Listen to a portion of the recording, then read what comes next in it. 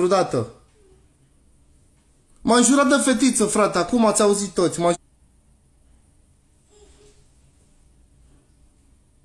Ce șmecher, mă, înjură de copii în ziua de azi?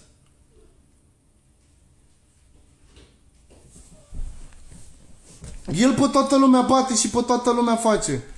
Fraților, eu sunt singur. Nu am pe nimeni, decât că sunt iubit de foarte, foarte multă lume și de șmecher sunt iubit.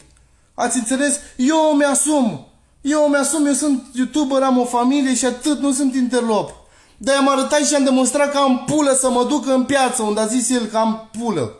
Acum de ce eu de l-am întors? De ce nu mi-a tăiat sprânceana că a zis că e adevărat că e interlop? E nimic, mă, frate. E o pizdă, o fetiță care înjură pe internet și vrea și el să pară mafiot.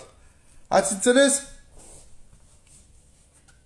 Da, cumnatul lui e șmecher. El e o pizdă care face numai afirmații proaste